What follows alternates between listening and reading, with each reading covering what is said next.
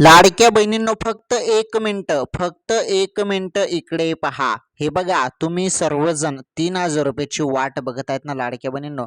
अखेरकार तुमचा 23वा हप्ता प्लस 24वा हप्ता म्हणजेच मे महिन्याचे 1,500 रुपये बरोबर, आणि जून महिन्याचे किती प्लस त्यामध्ये जून महिन्याचे 1,500 रुपये टाका.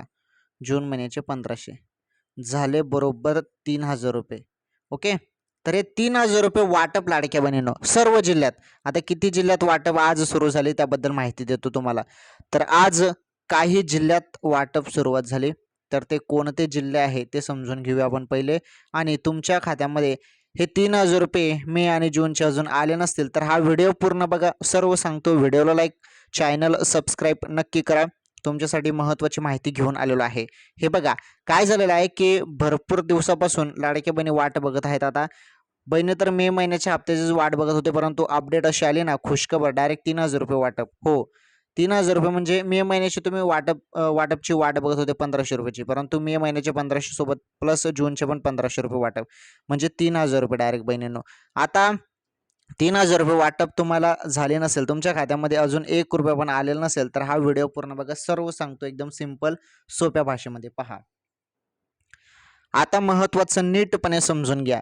आता जेवढ्या पण पात्र बहिणी आहेत, जवळपास पात्र बहिणींची संख्या 1,66,00,000 आहे. ओके, एवढ्या बहिणी पात्र आहेत. या बहिणींचं आधार कार्ड बँकेशी लिंक आहे.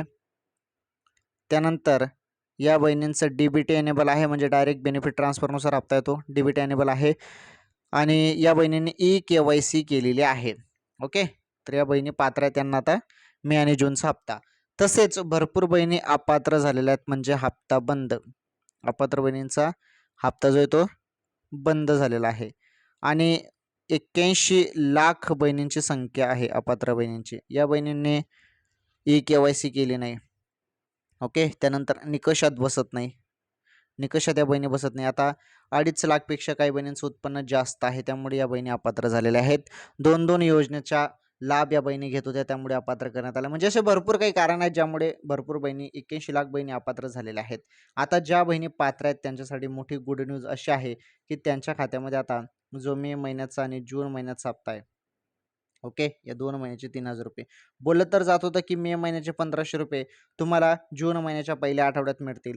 मे महिन्याचे 1,500 रुपये देतील असं बोलण्यात आलं. परंतु खुशखबर अशी आहे बहिणींनो की मे आणि जूनचे 3,000 रुपये वाटप संदर्भात अशी मोठी गुड न्यूज आता आलेली आहे की तुम्ही सर्वजण खुश होणार आहात. आता पहिले मला हे सांगा, तुमच्या खात्यामध्ये हप्ता आला असेल तर यस टाईप करा, आणि जरी नाही आला असेल तर नो टाईप करा. चला पटापट कमेंट करा बरं. कोणाकोणाला हप्ता आला चला कळू द्या.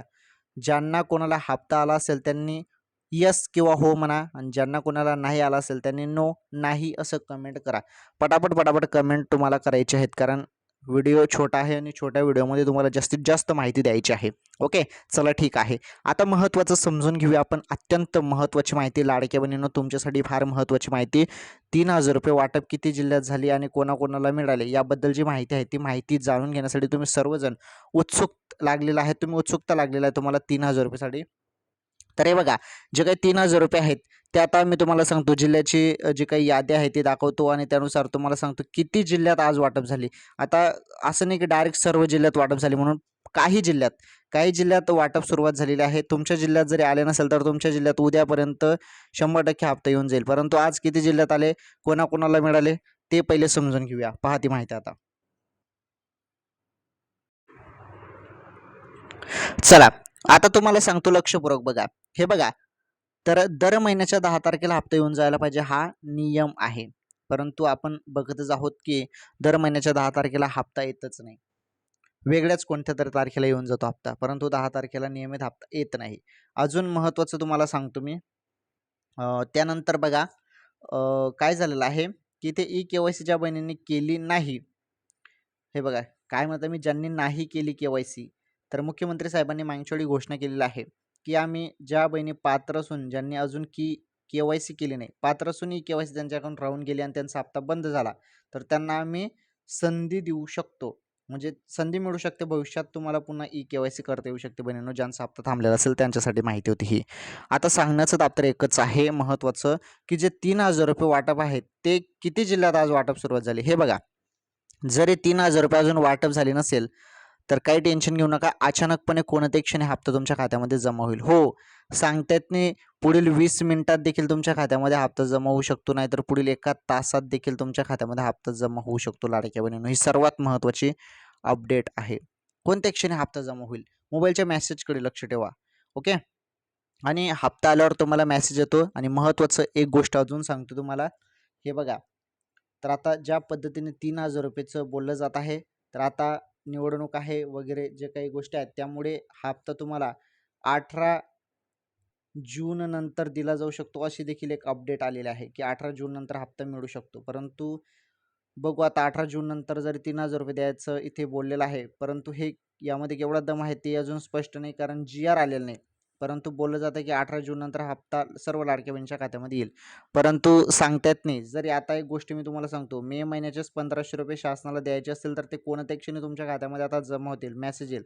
आणि जरी मे सोबत तुम्हाला जून महिन्याचा हप्ता द्यायचा असेल, म्हणजे मे आणि जूनचे 1,500 झाले 3,000, म्हणजे 3,000 रुपये तुम्हाला शासनाला जर द्यायचे असेल तुम्हाला, तर लाडक्या बहिणींनो हे तुम्हाला मग 18 जून नंतरच मिळेल. ओके, 3,000 रुपये द्यायचे असतील तर.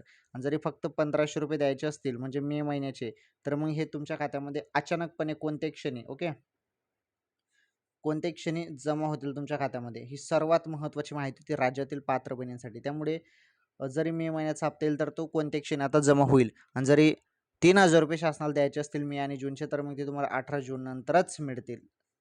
ओके. तर ही फार महत्त्वाची माहिती होती राज्यातील बहिणींसाठी.